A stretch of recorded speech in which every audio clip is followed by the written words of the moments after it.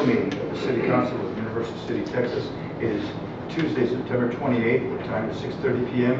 And I'll call this meeting to order right now and call for a quorum check, please. Mayor Williams. Here. Mayor Pro Tem Neville. Here. Councilmember Goolsby. Here. Councilmember Maxwell. Here. Councilmember Najarian. Here. Councilmember Shelby. Here. Councilmember Golding. Here. Quorum is present. We shall proceed. We have two special items on the agenda this evening, which you did not see on the published agenda is citizens to be heard. We will offer that.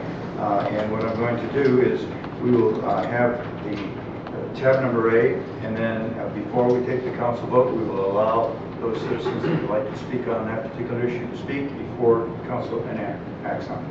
And the second thing on tab number B, the same thing. This time we'll have a presentation by council, by staff, and then before council acts on it, we will allow citizens to be heard as well. So I think that's fair for everybody.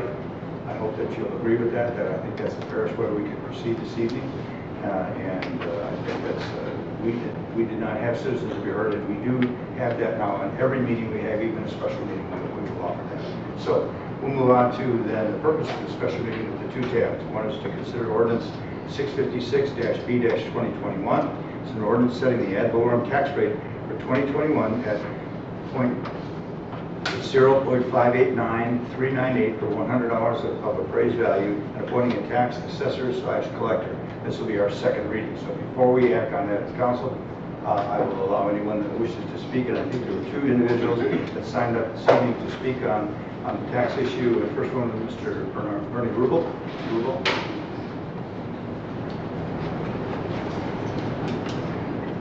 Thank you, Mr. Mayor, council members.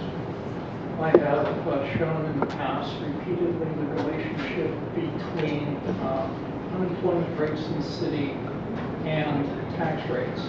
I think our city showed a 10% unemployment rate and the highest tax rates possible during the 2020 year. We're still in the midst of COVID recovery. We're still in the midst of COVID recovery. I implore the members of the council to do due diligence and let people hold on to their money and recover. Now, there's no doubt that we have a complex budget and so forth. However, expenses are controllable. Our income is not. Expenses are controllable. And basically, it's up to the council. It's up to the council to hold the line. Hold the line for a year. Be like our surrounding communities that have lowered tax rates. We're pushing ahead so much for development, we're forgetting where we're at. So basically, please, I implore you, okay, watch your expenses and hold the tax rate down for the citizens. Thank you very much for your time. You have email with documents that show the merit values for everything. Thank you, Mr. Rule.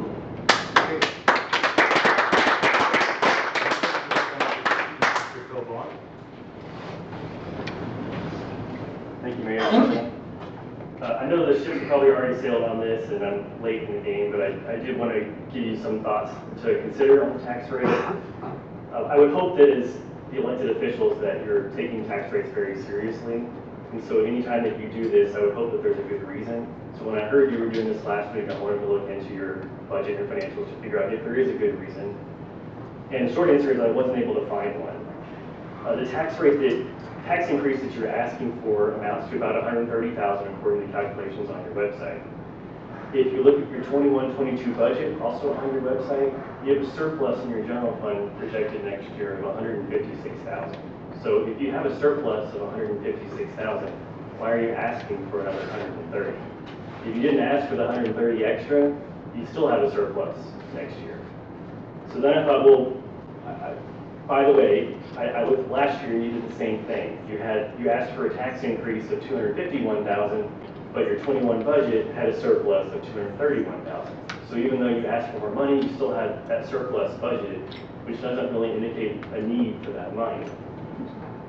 So then I figured maybe the general fund might be in a poor financial condition, but when you look at your 2020 audit report, the general fund had 15.6 million in its fund balance, which, to put that in perspective, is over a year's operation from the general fund saved up, which is very significant. Anything over 6 months, in my opinion, is excessive, which would mean you have an extra 7 or 8 million in the general fund that you could use to help offset future property tax increases. Another way to put that in perspective is if you didn't levy any property tax at all next year, at the end of the year, you'd still have 6 months in your general fund. Not to mention, your debt service fund in that same audit report has 2.2 million in the fund balance, which is again another year of debt service. So in essence, you overbilled the taxpayers 2.2 million for your debt service fund, and that money is just sitting there. It can only be used on debt. So when you set your property tax rate for interest and sinking, you need to be taking into consideration the excesses you've collected in prior years. But your truth and taxation summary on your website only has you using 45,000 of that 2.2 million. So the rest of it's just sitting there when it could be used to help reduce property tax rates. Otherwise, it's just going to continue to sit there until you guys decide to reduce that property tax rate to where it comes back to zero. Because in theory, you should only be levying a property tax rate for your debt service that equals your debt service expenditures, which is scheduled out and know exactly what that is. So it should be no more, no less. So I would ask the council that next year, since it's probably too late this year, that you please consider utilizing some of the significant resources you've already accumulated in your general fund and your debt service fund to help reduce the property tax burden on your taxpayers. Thank you. On this particular item, tab A, did anyone else want to address council that didn't sign up this evening? Okay, very good. So thank you very much for your input. I appreciate that. So before us then is tab number A, which is the second reading to that, consider that ordinance, as you can see up there that I just previously read before. City Manager, is there any change to the discussion we had, please? Okay. Sir, did you want to address this now? No, I just have a question. Unfortunately, Just wondering if we're going to hear a response to the information that this gentleman no, just gave. unfortunately you cannot. So- We heard comment, it's So- for information purposes only, but we wanted to give you then the chance to speak to us before we make that, do the final vote. What is the proper forum to hear the response, or will we ever hear an explanation?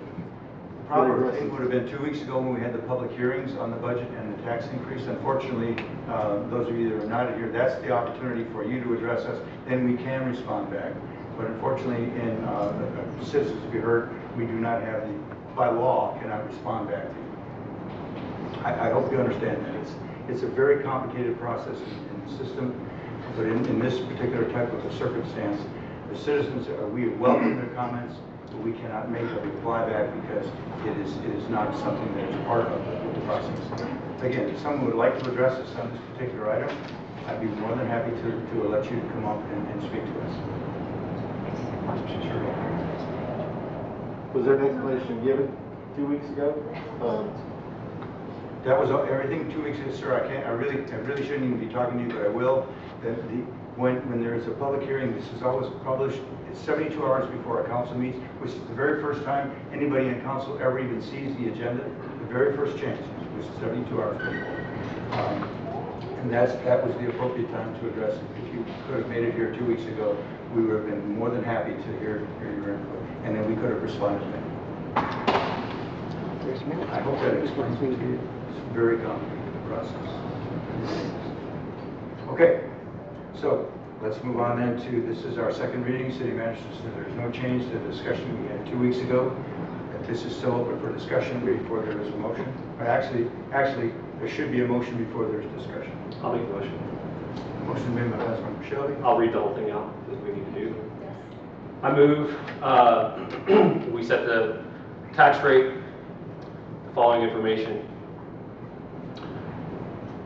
Maintenance and operation, 488861 for maintenance and operation, 0.100537 for debt service, 0.5898 total tax rate. Okay, there's a motion on the floor. Is there a second? Second. I have a second by Councilmember Maxwell, and I'll open it up for discussion. Thank you, Mr. Mayor. So if we look at the rate of 0.585000 for our total tax rate, that does not decrease us by a dramatic amount for our budget. That does cap our, that doesn't cap, that stays the same for the $100 valuation or something like that. It's always $100. $100 For valuation. $100 evaluation. So, What you're suggesting is that it would be a .000398, so that's it would be 0.48, 3/1000th of a penny. and that is the difference that you're seeing per $100. Yes. Were you willing to make that change this time?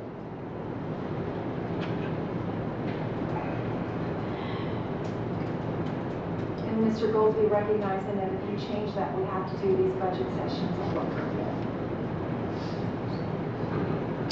You published your tax rate, you voted on your tax rate, you're having your second reading. And go ahead, Bernard. You still get the floor. I'll be back. Okay. Mr. Maxwell. I just wanted to kind of beat this budget together over the last 6 months, and we've analyzed every situation coming in, and this, I completely understand, but like last week, it was, I did not agree with the taking it where we did, and that's why I proposed what I did. To me, it starts kind of aligned at that really nice 585000. I like the 3 zeros at the end, it's a whole lot better than a bunch of numbers on this. But it was disagreed upon, so I understand. I mean, it is what it is. But I still wanted to put my argument out there. I feel for your argument, but the reality is we still have a city to run, and I know there's a lot of folks who feel that there's a lot of fluff in that budget, but there's not. This is pretty much a hardcore budget.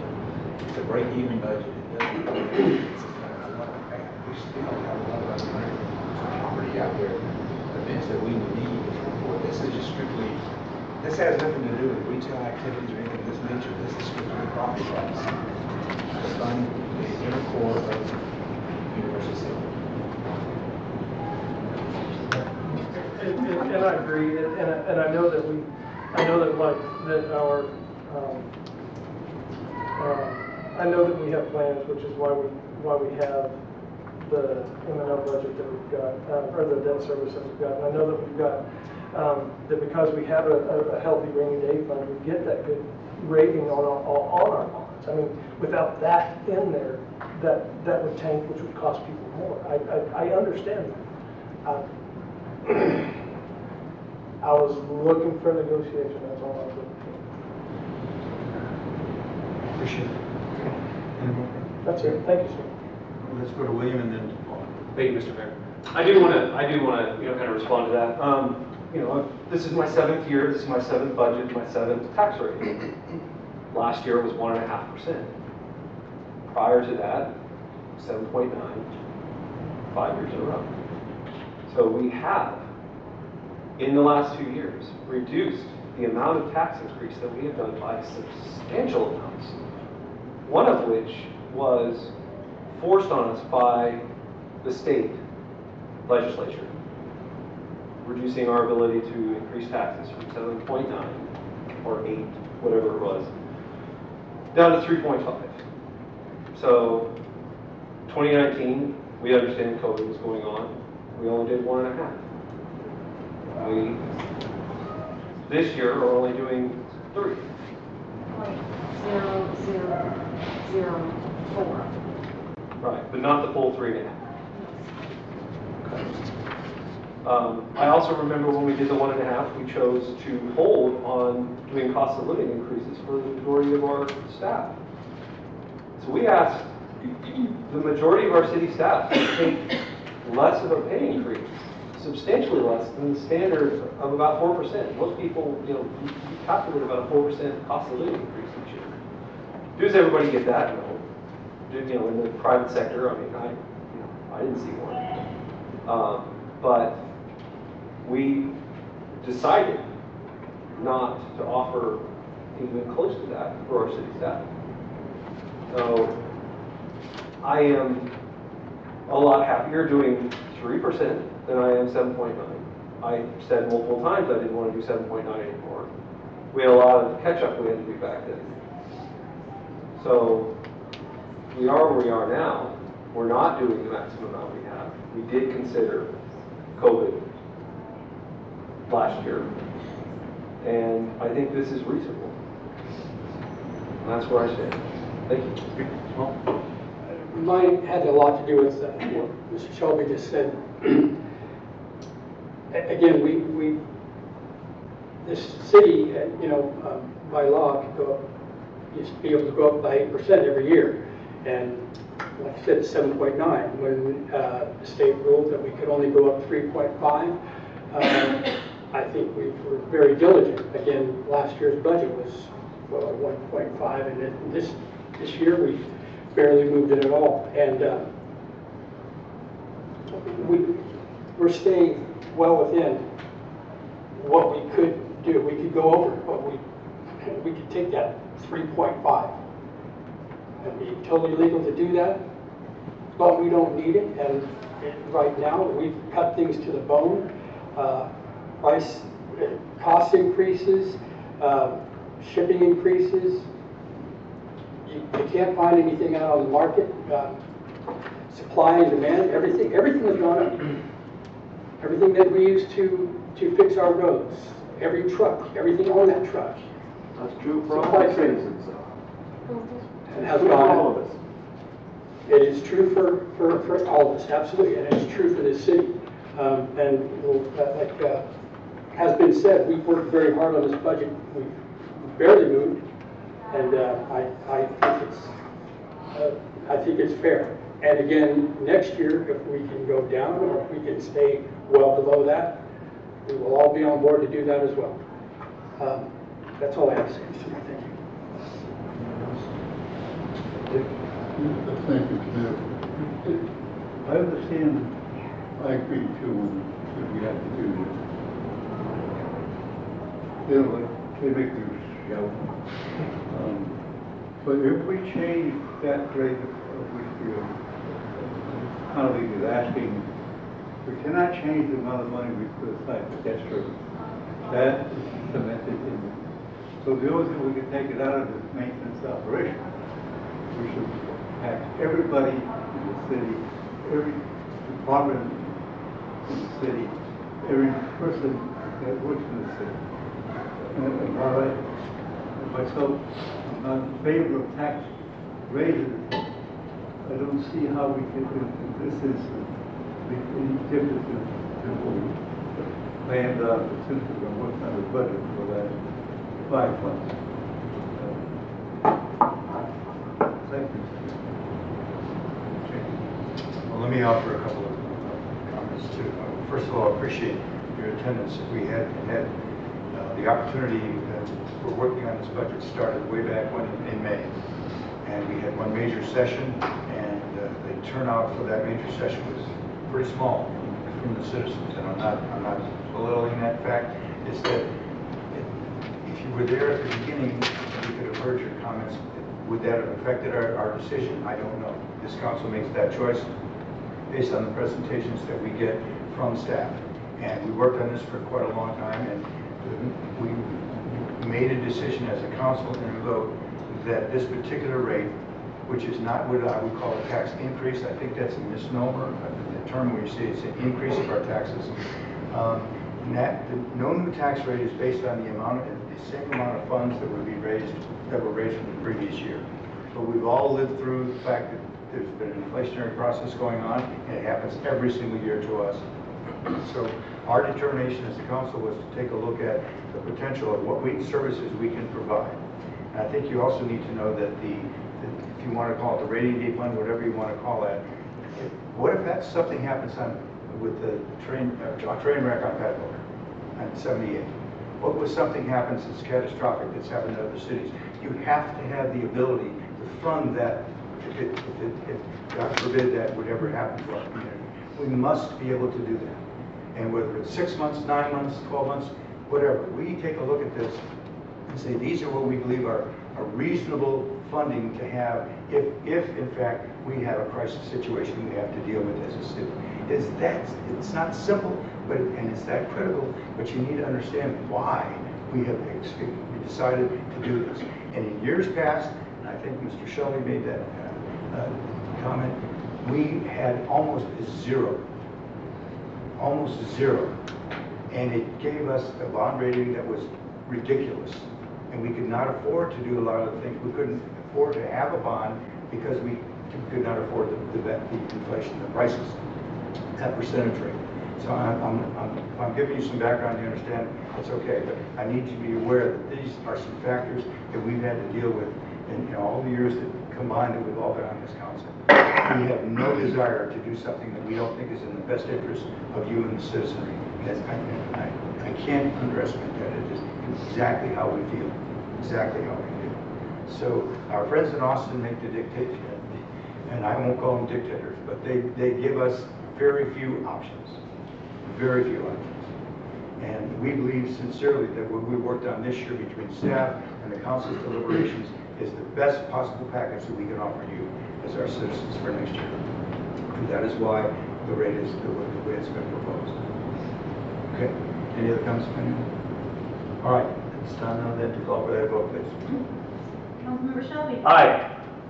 Councilmember Maxwell. Aye. Mayor Pro Tem Neville. Aye.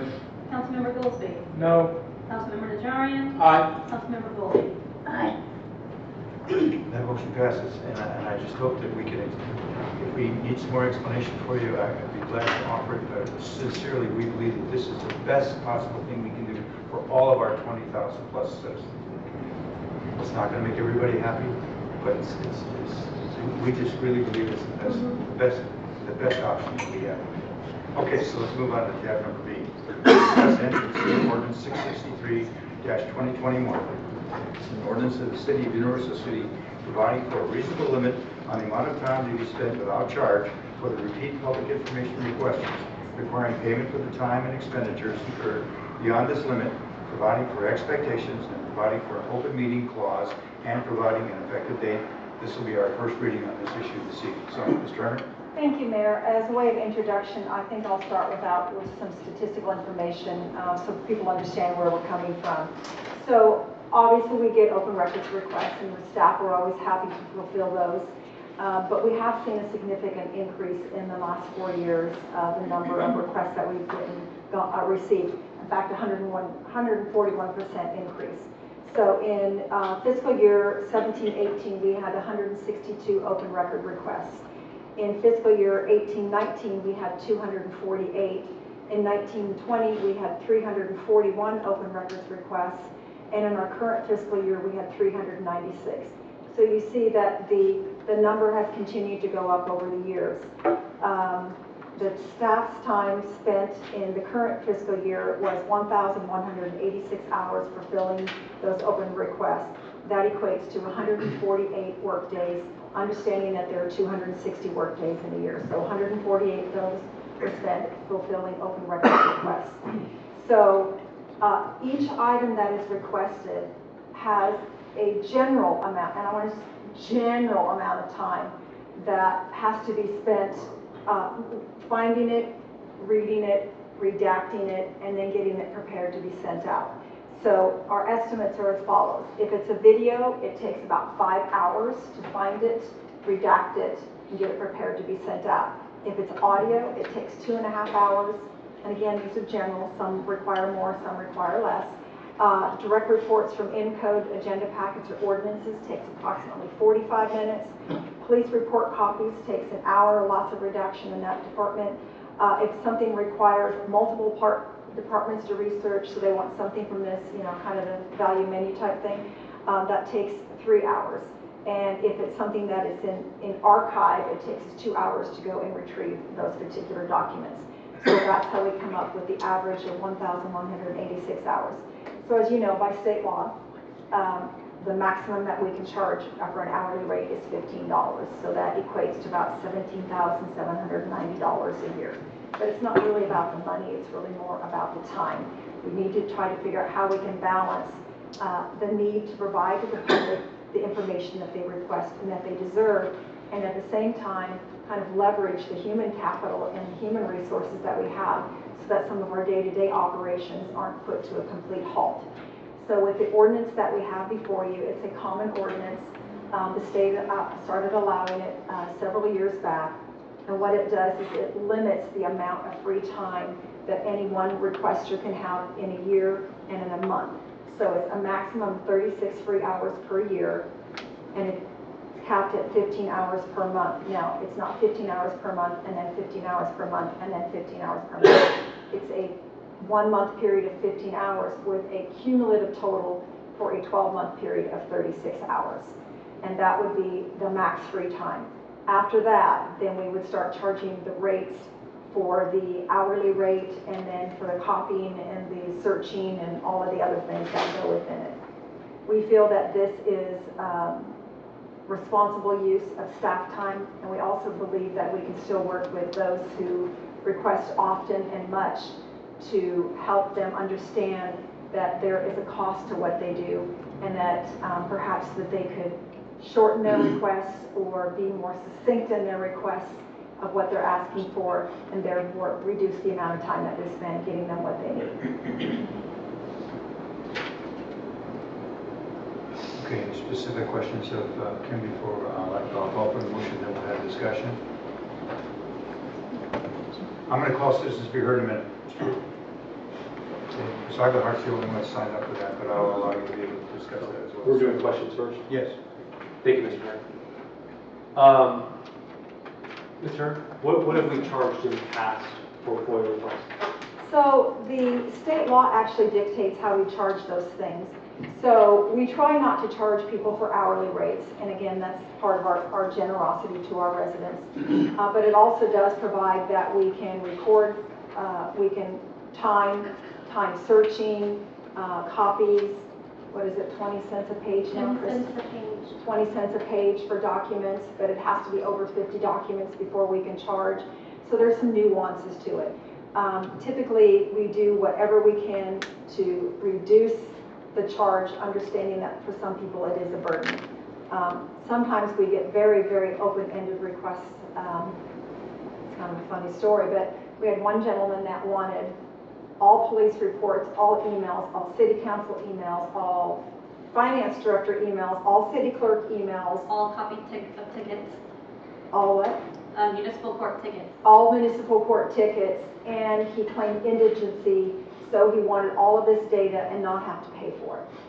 So we figured out what the cost would be based on an hourly rate for gathering it and redacting it, and it was well over $1 million. Now that is an extreme case. Thankfully, we do not get those very often.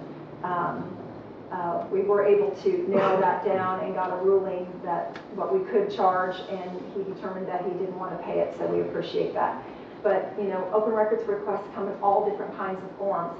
It's a huge time for the police department because, they wear the body cams, and everybody that gets pulled over wants their body cam video. Well, it has to be downloaded, redacted, edited, made ready to be sent back out, or have them come pick it up, plus the disc that goes on there. So there is a huge expense for the police department in terms of time and resources in doing theirs. Does any department have a dedicated person to do these requests? No. Okay, so for The example, department head is ultimately the one responsible for providing the information. So when somebody asks for documentation, it may not be something that people readily know where it is. Sometimes when it comes in, you have to go find somebody who might have been here 20, 25 years ago and say, hey, what do you know about this particular item? They give you kind of a starting point, and then you have to go and search for it. You know, we always do everything that we can to keep our files in place. But, you know, in back years, things weren't scanned and they're not done electronically. We are slowly getting some of that done, but it does take a lot of time to go back in and find that. But there's not one dedicated person to it. I know that some of the cities have gone to hiring a person who does only open records requests. I think the latest one is going to be Cibolo. And that's a full-time person job. I would prefer not to go that route. I don't want to add any staffing into the departments at this point. If it continues to escalate, we may, but at this time, I think that we can provide the information that is needed. It's just that we need people to understand that there is a limit to the amount of free information that they can get.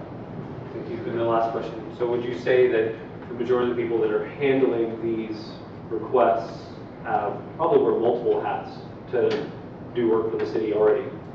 If you can find someone on staff who's not wearing a multiple hat, I would like to know that so we can give them another one. Thank you very much. I appreciate your answers. Again, the way we'll proceed this evening is we'll have these questions that are asked of the staff. Then I'll open it up for citizens to be heard before we make a motion on the tab. Okay. All right. Oh, I think they were first. Well, Just, Mr. Turner, this ordinance request, is this something that we, as a staff, or the staff has come up with, or is this something that other cities have implemented? I mean, do they take requests the same way we're doing it now? So when the Freedom of Information Act came out, people could pretty much ask for anything at an unlimited quantity. Many elected officials were contacted our state representatives and said, hey, we don't mind doing this, but do you realize how often it's doing? So the state legislature revised the language and provided basically word for word what we have in our ordinance in the Open Records Request Information Act, that we can limit this and still be well within our parameters as a city of balancing staff time and resources and human capital with information for the public. So we didn't make this up. This is just boilerplate. Thank you, Mr. Mayor. It says that, you know, if you're going to charge for the time, you know, after the free time you're going to charge, you have 10 days to give the requester an estimate, is what I'm seeing. Well, my question is there a time limit from, and this is just for notification, is there a time limit from the time I request something that you have to provide it? 10 days. So, Business days. okay. I didn't know, I was curious.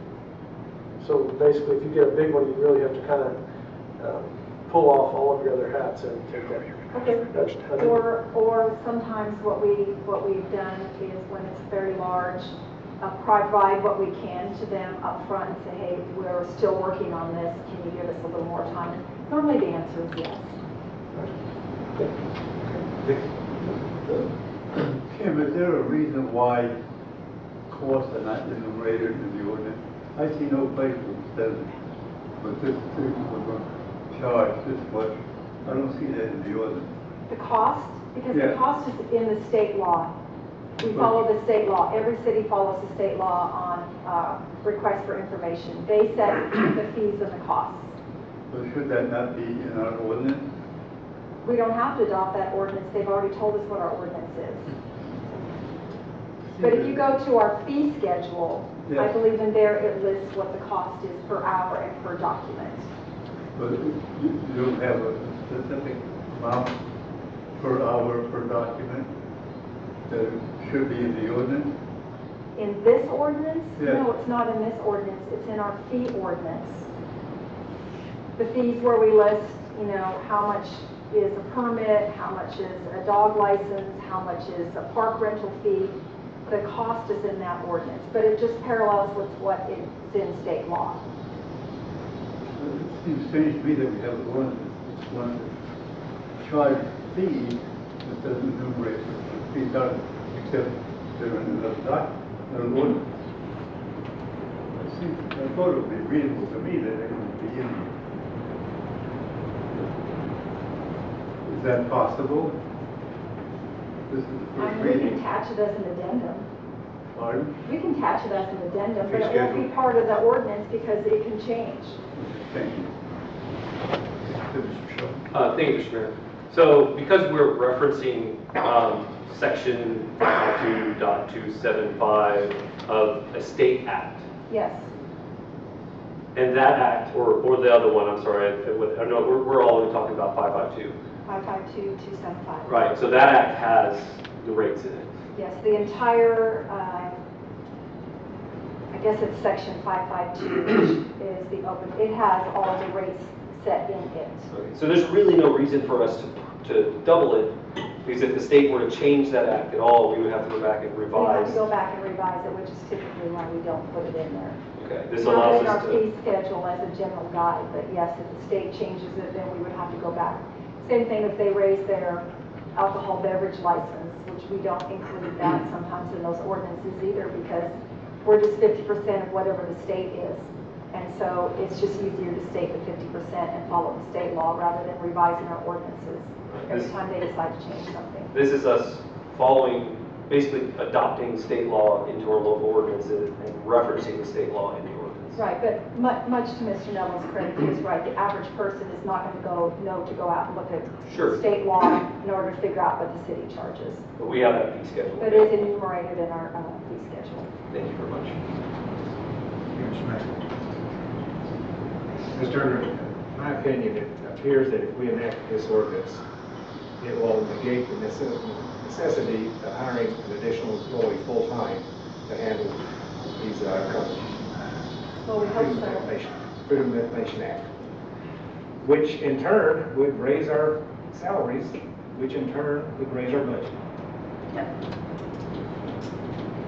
I'm going to make a motion to move to approve. I'm going to, Okay. before the motion, I'm going to let the citizens to address I stand council. corrected with that. Any other specific questions of Ms. Turner? Okay, we do have one individual that has signed up. Again, I'll offer this to anyone that would like to address council on this issue. So, Ms. Iglehart, you were the first one to sign up, ma'am.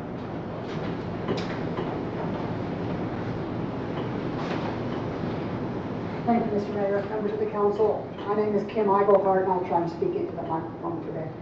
I live at 736 Garden Meadow Drive here in Universal City.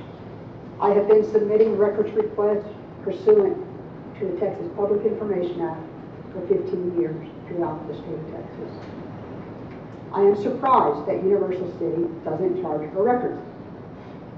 I understand the concerns about the amount of time that it takes to handle these requests, and surprisingly, I am not opposed to a modest fee structure.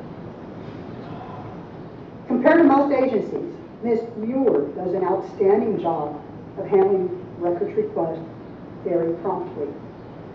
She could, however, use some help. What do I propose?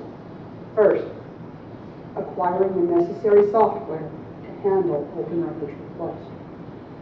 Second, make email searchable. I have canceled a request because of the amount of time that she told me it was going to take to handle that request. Third, greater transparency. Putting your documents online or in a library repository would help reduce the number of requests.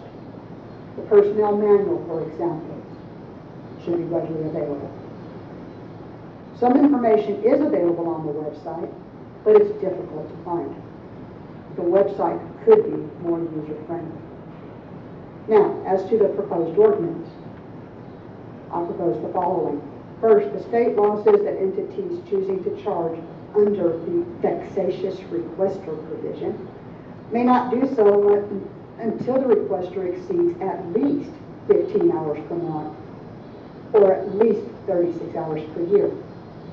The proposed ordinance would adopt the most stringent number allowed by state law, going from totally free request to the strictest allowable numbers permitted by state statute.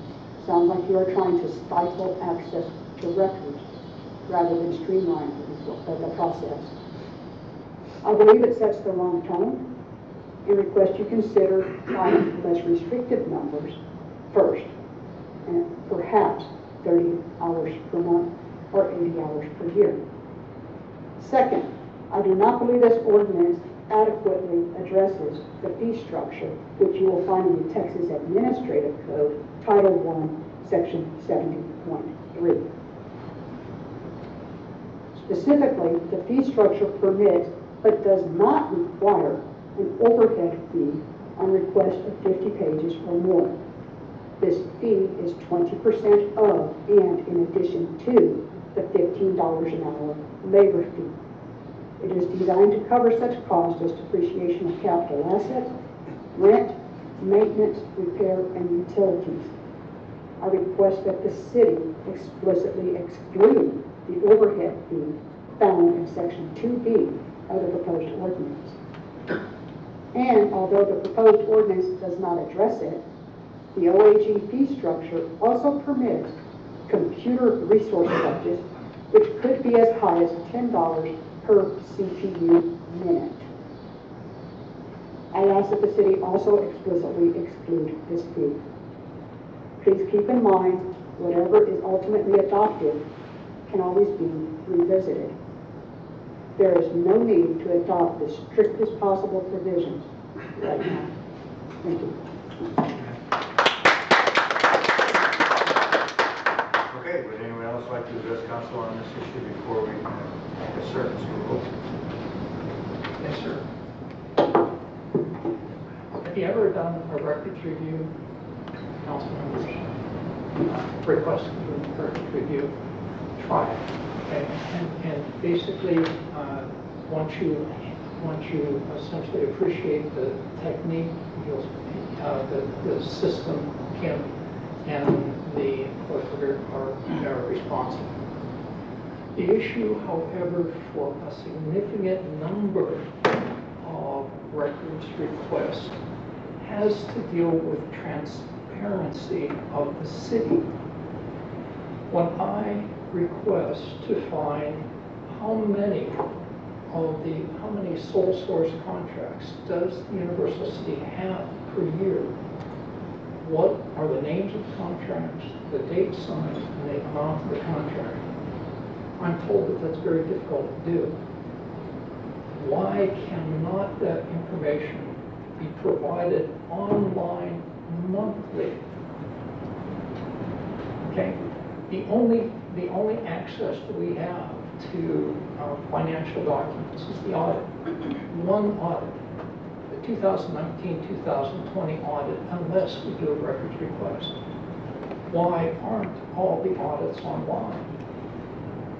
Now, clearly, there are nuisance requests, and I appreciate the man hours spent.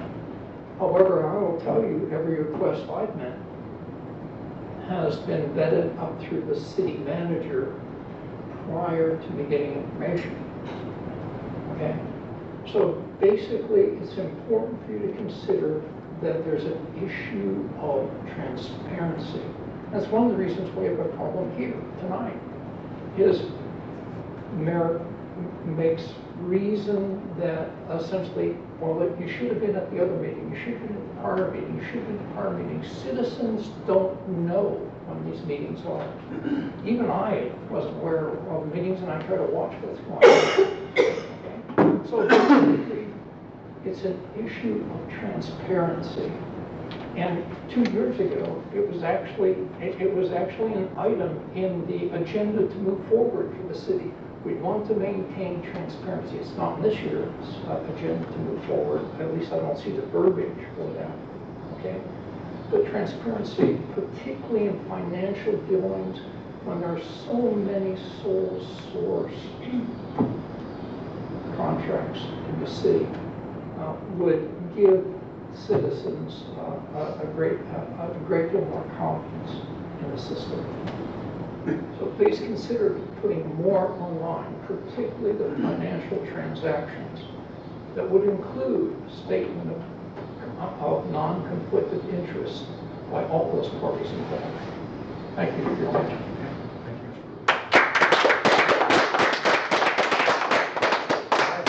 Anyone else item 10 number B? Okay. All right, so this is the first reading, so I'll entertain a motion if anyone is interested in making that motion. Oh, is there a discussion? There's no more discussion on this, because we can still discuss it, but you can't reflow to those two items that were discussed by the citizens. We really appreciate their input, but we cannot respond to those particular items this evening. I'm conflicted, Mayor. I'm ready to make a motion, but I'm conflicted. I mean, the first part of the meeting is talking about we're spending too much money, we need to cut back. And now this portion of wants to spend a lot more money in order to make things more open for everything. So I'm kind of conflicted here. I have to agree that our records are not 100%, and our web page is not 100%. It's real easy to navigate, and that's been an issue for quite some time. I have to admit that it's a lot of improvement from what it was a couple of years ago. Everything that you're asking for is going to cost money. I mean, there's an impression out there that freedom of information is free. It's kind of like for those that are military, prior military, and work for the military, you know, freedom comes at a cost.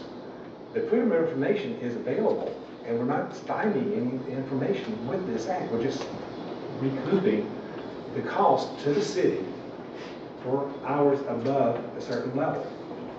And with that being said, I just convinced myself that I'm going to go with what the citizens want to do and save money, and save the city money, and I'm going to move to approve the motion. Second. Okay, motion made by Councilmember Maxwell, second by Councilmember Shelley. Is there any further discussion by anyone? Yes, Mr. Shelley. I just want to echo what Mr. Maxwell stated. I heard several ideas. All I heard was cost, and cost. Unfortunately, we're trying to save cost. So, yes, our systems are older. Yes, we're a little bit behind. To get all that stuff, to put all that data, as a technology professional, to put all that data up online costs money, and will continue to cost money. So we are doing the best with what we have, with the budget we have, and that's the only way to continue to protect the city from additional expenses is to put this in place.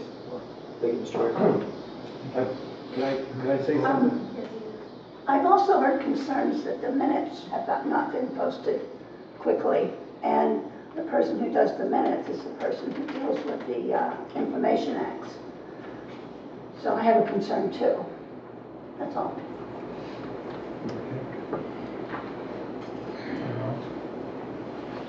Okay, we do have a motion and we do have a second. There's no further discussion.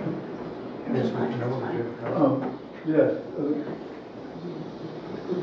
it's talking about the contract. There is a reasonable amount of privacy that's necessary in some contracts. Otherwise, those who contract with the city for business to come in may pull out. That happened with Walmart. Walmart had a confidentiality agreement that we would not state who was buying a certain portion of land until they decided that it was necessary. That took 3 years. That contract could not be discussed even among members of the city council because of confidentiality. So that's why a lot of contracts will not show up on any Freedom of Information Act or on our email, etc. That's good. Let's get okay. Mr. Adjourn. I just want to make a comment too. Hearing the citizens, this is a first reading. Yes, sir. So we voted to go ahead with this.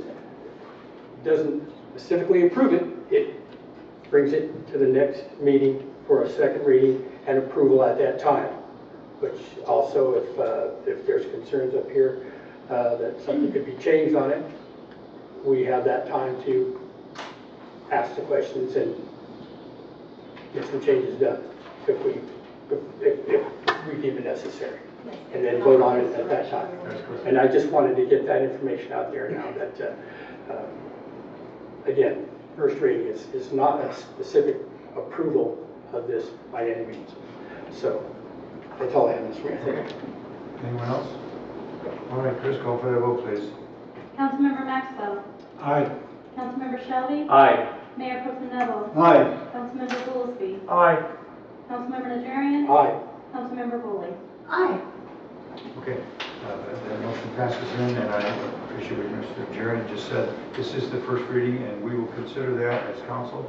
If there's some things that we got from you and input from the audience, that's very important for us. We might want to pass that on, and then think that as a potential discussion item for the next time we go for it. Yes? Mayor, since you mentioned it will be considered the next meeting, I would like to remind you and everyone in the audience that Tuesday, October 5th is National Night Out. It is also the Texas Municipal League Convention, so we will not have a quorum for that night. So our next council meeting after that will be October 18th. Right. No, No, 19th. Thank you, 19th. So listen, I really appreciate everyone's attendance.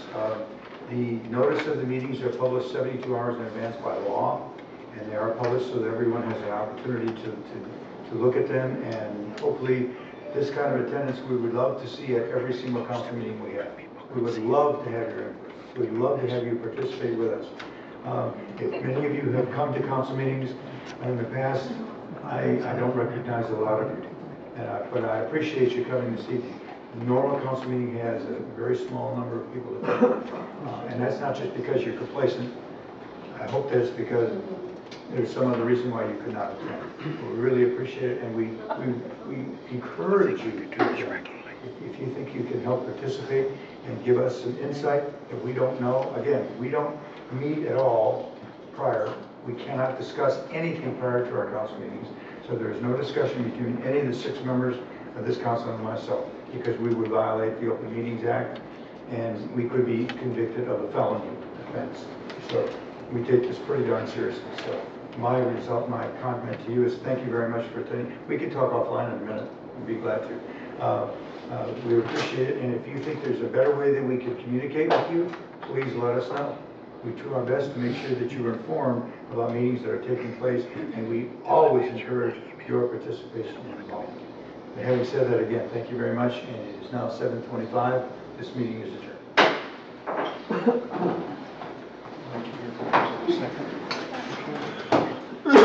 None of you know. I was here last week for the first reading of the budget meeting and actually spoke. And I'm going to start coming to more often. No, I just wanted to know, because I sit here and I'll take notes.